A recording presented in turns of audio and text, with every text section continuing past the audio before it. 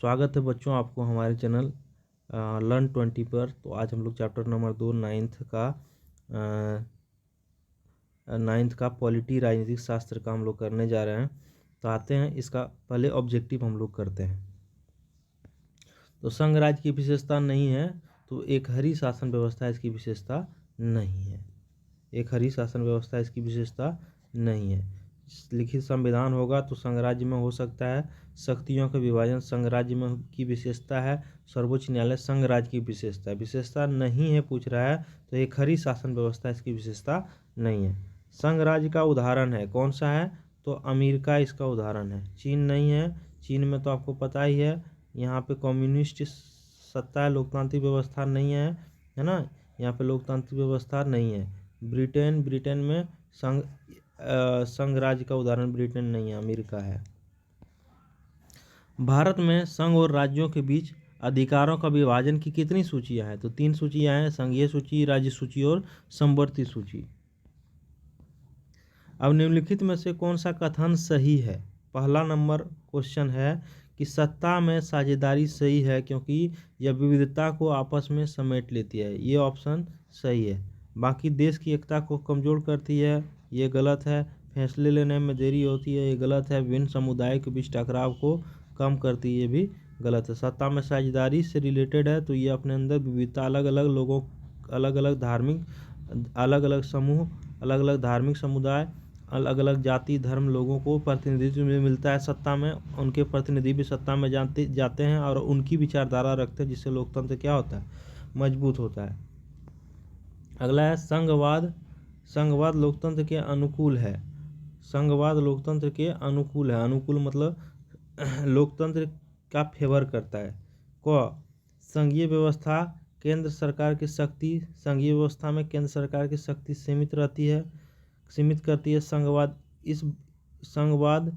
इस बात की व्यवस्था करता है कि उस शासन व्यवस्था के अंतर्गत रहने वाले लोग आपसी सौहार्द एवं विश्वास रहेगा। उन्हें इस बात का भय नहीं रहेगा कि एक भाषा, संस्कृति और धर्म दूसरे पर लादा जा रहा है। तो ये ऑप्शन सही है, यह संघवाद लोकतंत्र के अनुकूल है।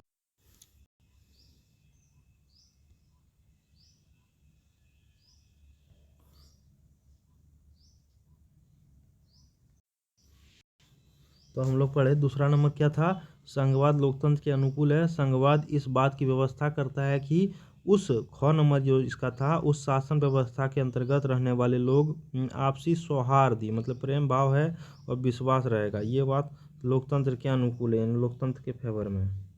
संघवाद विविधताओं को सम्मान देता है। लोगों को यह विश्वास दिलाता है कि उनकी पहचान और संस्कृति को महत्व मिलेगा। ये संघवाद इस चीज विविधताओं को क्या करता है? संघवाद सम्मान देता है और यह सभी को विश्वास दिलाता है कि उनकी पहचान और संस्कृति को महत्व मिलेगा। अब नीचे स्थानीय स्वशासन के पक्ष में कुछ तर्क दिए गए हैं, आप वरीयता के क्रम में सजाएं।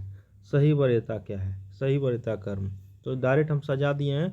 तो पहला नंबर होगा, स्थानीय लोग अपने इलाकों की जरूरत और समस्याओं और प्राथमिकताओं को जानते हैं, ये बात सही है, पहला नंबर यही आएगा। दूसरा, सरकार स्थानीय लोगों को शामिल कर जो अपनी योजनाएं कम खर्च में पूरा कर सकती है, ये बात भी सही है। अगर स्थानीय लोग सरकार की योजनाओं में शामिल होंगे तो सरकार अच्छी योजना बनाएगी, जिससे कम खर्च में योजना बना लेगी और लोगों का भी भलाई होगा, जब स्थानीय लोग इसमें शामिल होंगे तब। अगला है, स्थानीय जनता द्वारा बनाई गई सरकारी अधिकारियों द्वारा बनाई गई योजना से ज़्यादा स्वीकार होती है। स्थानीय जनता द्वारा बनाई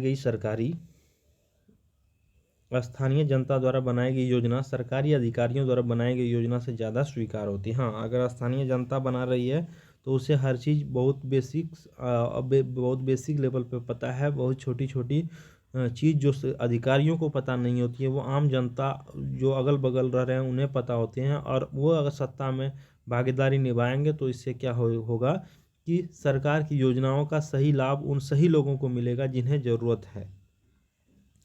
तो ये है, अधिकारियों से बेटर वो प्लान कर सकते हैं, योजना बना सकते हैं।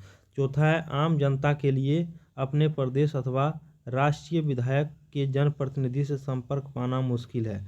ये चौथा लाइन है। आम जनता को क्या है, अपने प्रदेश और राष्ट्रीय विधायक जनप्रतिनिधि से संपर्क पाना मुश्किल होता है।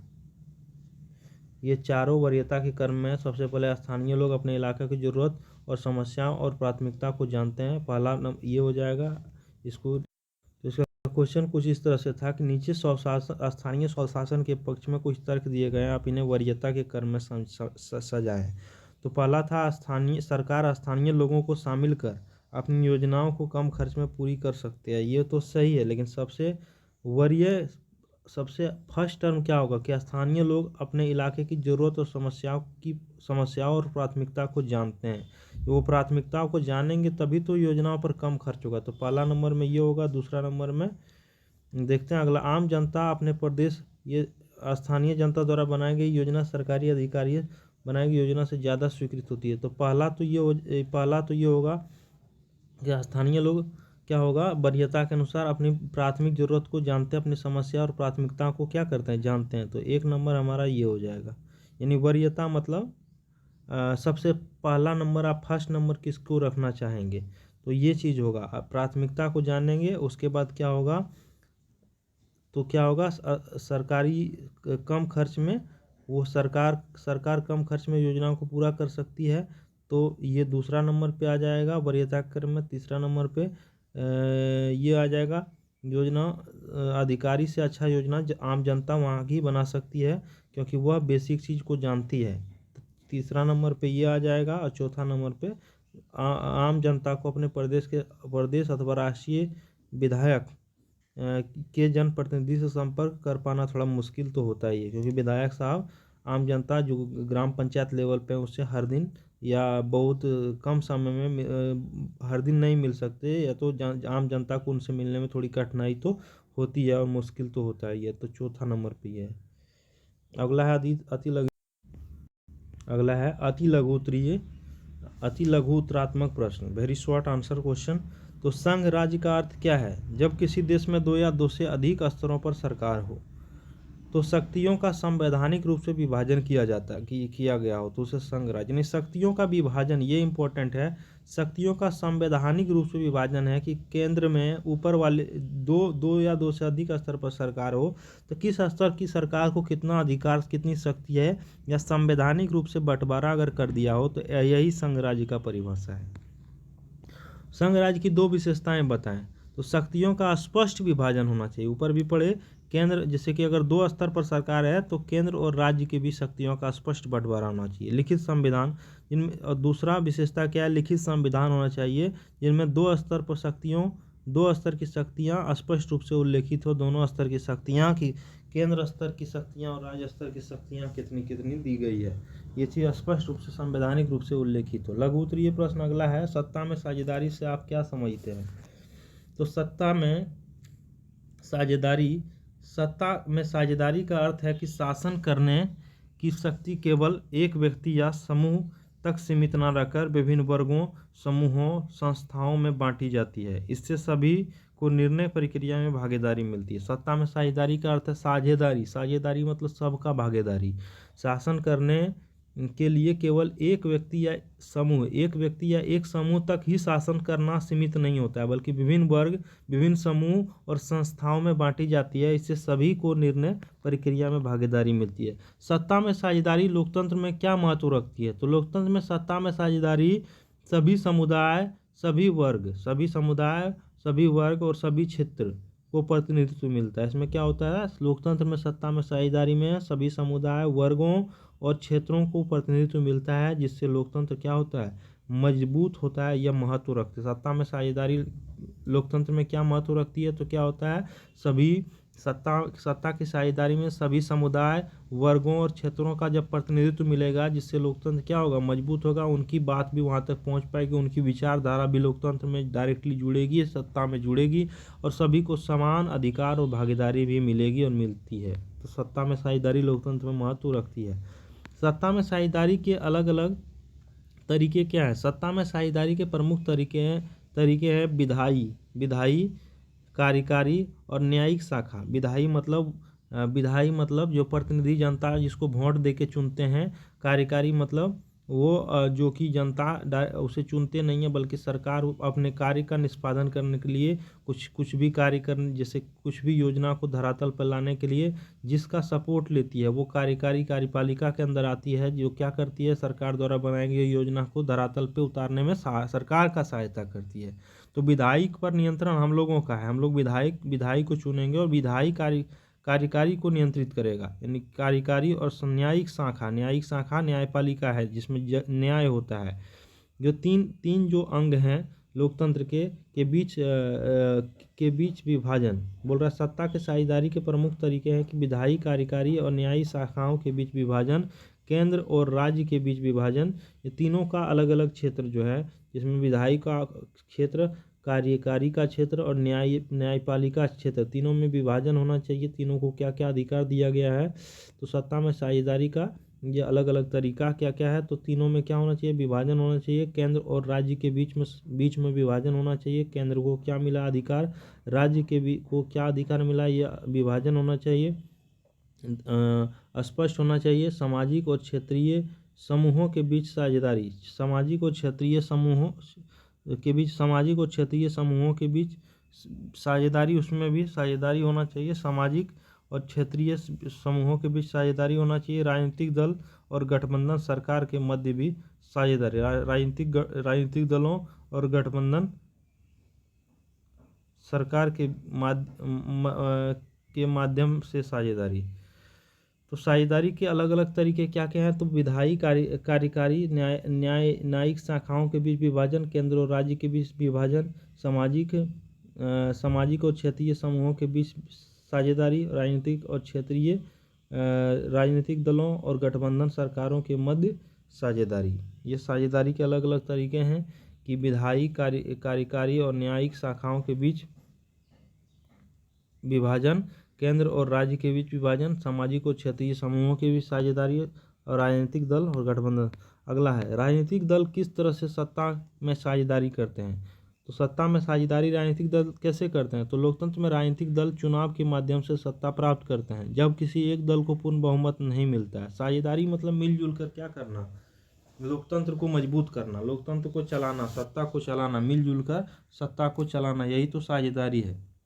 किस तरह से राजनीतिक दल साझेदारी करते हैं, तो लोकतंत्र में राजनीतिक दल चुनाव के माध्यम से सत्ता प्राप्त करते हैं जब किसी एक दल को पूर्ण बहुमत नहीं मिलता है ना, तो कई दल मिलाकर गठबंधन सरकार बनाते हैं। क्या बनाते हैं, गठबंधन का सरकार बनाते हैं और आपसी सहमति से सत्ता को क्या करते हैं, बांटते हैं। अलग अलग मंत्री पद को बांटते हैं, अलग अलग दलों के लिए बहुत अलग अलग मंत्री पद। नीति निर्माण और निर्णय की प्रक्रिया में सभी दल जो उस गठबंधन में भाग लिए, वो गठबंधन कैसे हुआ, तो जब एक दल को क्या मिला, बहुमत नहीं मिला, तो बहुत सारे दो या दो से अधिक दल भी मिलके क्या कर सकते हैं, उस बहुमत का आंकड़ा को प्राप्त कर सकते हैं। और फिर बहुमत का आंकड़ा प्राप्त करने के बाद वो लोग क्या करते हैं, तो मंत्री पद, नीति निर्माण और निर्णय प्रक्रिया में सभी दल मिलके भाग लेते हैं, सभी दल भाग लेते हैं। इससे सत्ता में विविध विचार और हितों का प्रतिनिधित्व होता है। तो क्या होता है, अलग अलग राजनीतिक दल गए तो सबके अलग अलग विचार थे, तो विविध विचार हो गए, अलग अलग सबके हित थे तो अलग अलग हित भी पहुँचे। हित मतलब उनका लक्ष्य अलग अलग था, उन हितों का प्रतिनिधित्व भी होता है। अब गठबंधन सरकार में सत्ता की साझेदारी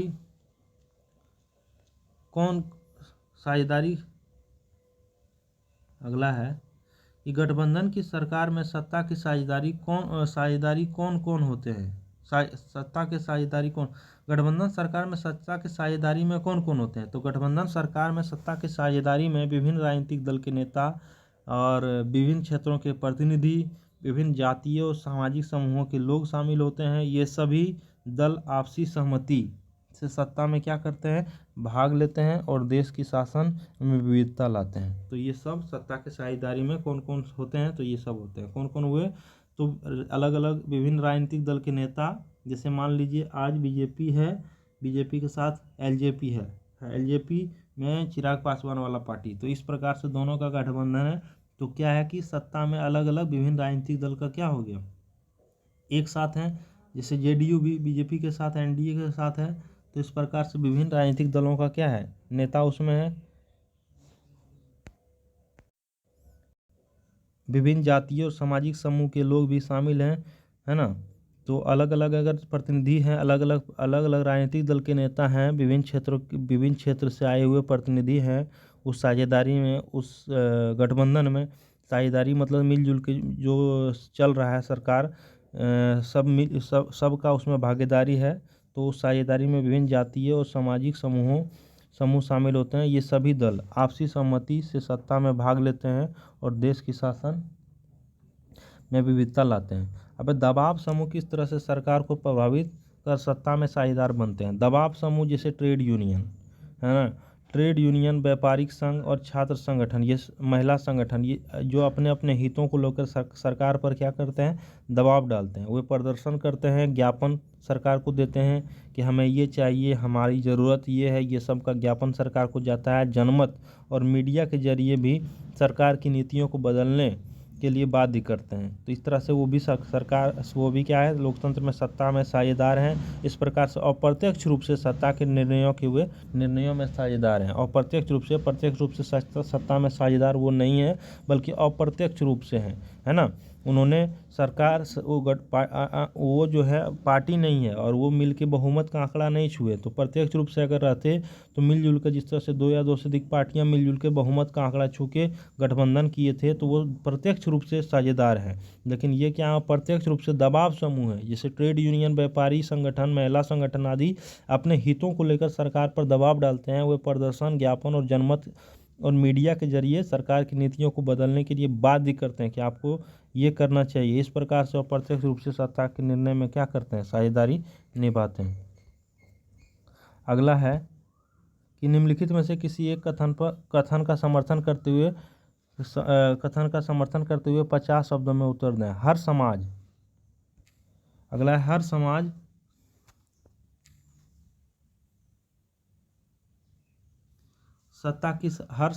में सत्ता की साझेदारी की जरूरत होती है, भले ही वह छोटा हो या उसमें सामाजिक विभाजन नहीं हो। तो इसका उत्तर हो जाएगा 50 शब्दों में देना है। तो हर समाज में सत्ता का साझेदारी आवश्यक है, क्योंकि यह सभी नागरिकों को शासन में भागीदारी का अधिकार देती है। इससे क्या होता है, पारदर्शिता आता है लोकतंत्र में। उत्तरदायित्व लोकतंत्र का होता है कि हम लोग सभी लोगों के लिए काम करें, सभी लोगों के लिए भलाई हो, सभी लोगों का विकास हो, ये उत्तरदायित्व होता है। समानता, सभी लोगों को एक समान नज़र से देखा जाता है, लोकतंत्र में सुनिश्चित होती है। अगर सत्ता में साझेदारी इसलिए भी आवश्यक है कि पारदर्शिता, उत्तरदायित्व और समानता को सुनिश्चित होती है। साझेदारी से समाज के सभी वर्गों का प्रतिनिधित्व होता है, जिससे लोकतंत्र मजबूत और अस्थायी बनाता है। जिससे लोकतंत्र क्या होता है, साझेदारी में समाज के सभी वर्गों का क्या होता है, प्रतिनिधित्व होता है। इससे लोकतंत्र क्या होता है, मजबूत और अस्थायी बनता है।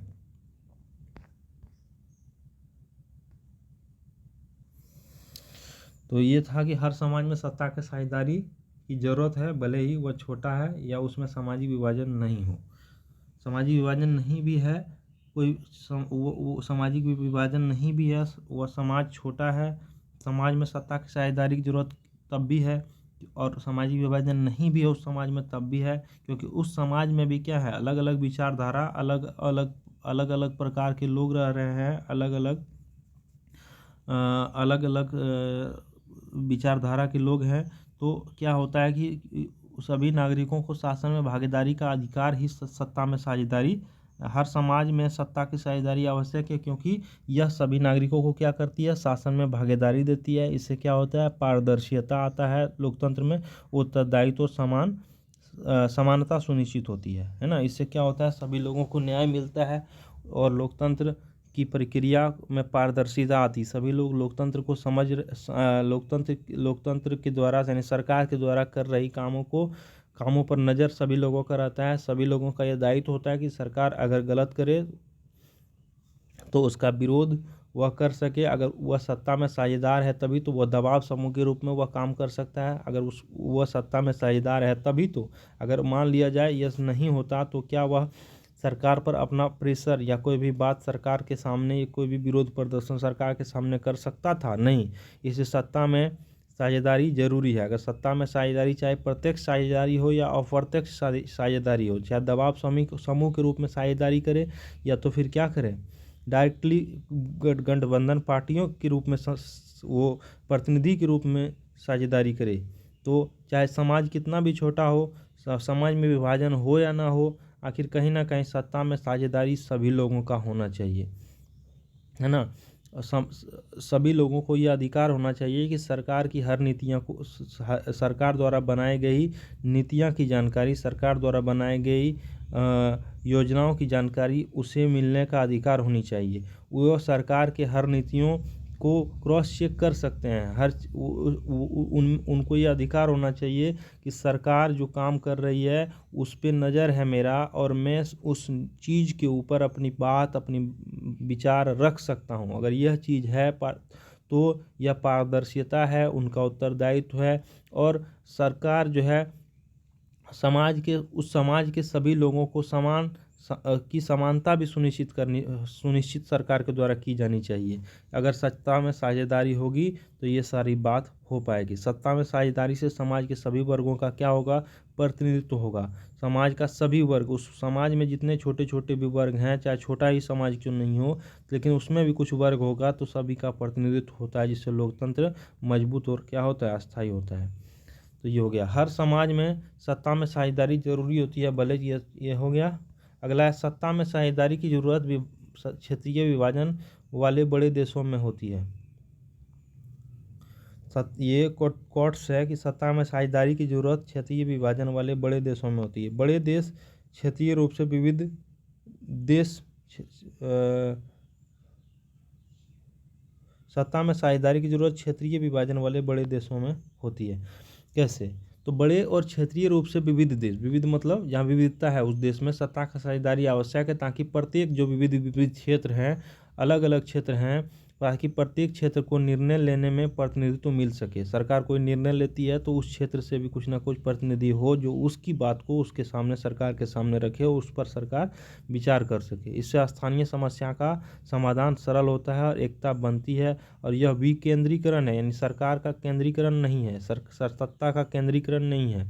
यानी विकेंद्रीकरण मतलब होता है अलग अलग स्तर से सरकार के कामों पर नज़र है। सरकार एक जगह से नहीं चल रही है, अलग अलग, जैसे कि राज्य लेवल पर है, केंद्र लेवल पर है, ग्राम स्तर पर विकेंद्र है, एक केंद्र नहीं है। विकेंद्रीकरण को बढ़ावा देता है और यह शासन को अधिक उत्तरदायित्व बनाता है। सत्ता की साझेदारी की जरूरत क्षेत्रीय, भाषाई और जातीय आधार पर विभाजन वाले समाज में होती है। यहाँ भी कहा जा सकता है कि जहाँ समाज में भाषाई, जातीय और क्षेत्रीय विविधता होती है वहाँ सत्ता में साझेदारी अनिवार्य ही है, क्योंकि इसमें सभी समूह को समान प्रतिनिधित्व मिलता है। सभी और भेदभाव की भावना इससे क्या होता है, अगर यह चीज़ होगा तो इससे सभी, अगर वहाँ पे साझेदारी होगी सत्ता में जहाँ अलग अलग भाषा के लोग, अलग अलग जाति, अलग अलग क्षेत्र के लोग रह रहे हैं, तो उससे क्या होगा, उस सभी को समान प्रतिनिधित्व मिलेगा। सभी वर्ग, सभी समूह के लोगों को अधिकार होगा कि वह सरकार के सामने प्रत्यक्ष या अप्रत्यक्ष रूप से सरकार के निर्णयों में भागीदार बने, वो सरकार का हिस्सा बने, सरकार का साझेदार बने। और इससे क्या होगा, भेदभाव की भावना समाप्त होगी। यह सामाजिक समरसता और लोकतंत्र को मजबूत बनाएगा, सशक्त बनाएगा, तो संघर्ष की भावना घटता है। तो ये 3 कोर्स था, इस तीनों का हम लोगों ने क्या किया, जवाब दिया।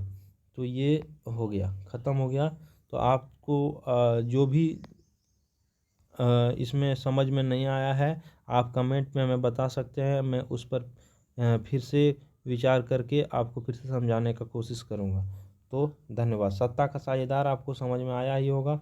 सत्ता का साझेदार मतलब समाज के हर स्तर के लोग जो चाहे किसी भी समूह, किसी भी वर्ग से संबंधित वो हैं, उनको लोकतंत्र में अपनी बात रखने का उतना ही अधिकार है। उनका भी प्रतिनिधित्व होना चाहिए लोकतंत्र में, योजनाओं में, योजना बनाने में। सरकार उन्हें भी उसी नज़र से देखे जिस नज़र से अन्य समूह को देख रहे हैं, उसमें समानता होना चाहिए, उनका भी प्रतिनिधित्व होना चाहिए। तो यह है लोकतंत्र में राजनीतिक दल चुनाव के माध्यम से क्या करते हैं, वो प्रत्यक्ष रूप से सत्ता में साझेदार बनते हैं, लेकिन कई बार दबाव समूह, जैसे कि महिला, हम लोग पढ़े थे ना कि महिला समूह, मीडिया संगठन, ट्रेड यूनियन, व्यापारी, ये सब दबाव समूह के रूप में भी सत्ता में क्या होते हैं, साझेदार होते हैं। अप्रत्यक्ष रूप से सत्ता में क्या होते हैं, साझेदार होते हैं। वो ज्ञापन मतलब सरकार को लेटर लिख के, चिट्ठी दे के अपनी बातों को रखते हैं सरकार के सामने। अगर मान लीजिए सरकार आज संसद भवन में कोई ऐसा कानून या बिल लाया जो कि जैसे किसान के खिलाफ है, या ज़्यादातर किसान उससे सहमत नहीं है, तो किसान यूनियन क्या करेगा, सरकार को एक ज्ञापन देगा कि सरकार आप जो ये योजना ला रहे हैं या ये जो कानून बना रहे हैं ये हमारे हित में नहीं है, आप इस पर विचार करें। तो सरकार उन सभी लोगों की बात पर पुनः विचार करेगी, और अगर इन लोगों की बात सही होगी तो उस पर सरकार फिर से डिसीजन ले सकती है या फिर कुछ करेक्शन कर सकते हैं। तो ये दबाव समूह के रूप में अप्रत्यक्ष रूप से सत्ता के साझेदार होते हैं। तो लोकतंत्र एक ऐसी लोकतांत्रिक प्रक्रिया में क्या है, सत्ता में अनेक अनेक लेवल पर बहुत सारे साझेदार होते हैं। लोकतंत्र में सरकार सत्ता का विकेंद्रीकरण होता है। सत्ता एक जगह से नहीं चलती है, बल्कि सभी लोगों की भागीदारी इसमें होती है, और सभी लोगों की भागीदारी ही सत्ता में साझेदारी है। सभी समूहों की भागीदारी ये लोग सत्ता में साझेदारी है। तो सत्ता में साझेदारी का अर्थ यह है कि शासन करने की शक्ति केवल एक व्यक्ति या समूह तक सीमित न रहकर विभिन्न वर्ग, समूह या संस्थाओं में बांटी जाती है। इससे सभी को निर्णय की प्रक्रिया में क्या होता है, उनकी भागीदारी होती है। तो ये है, खत्म हो गया।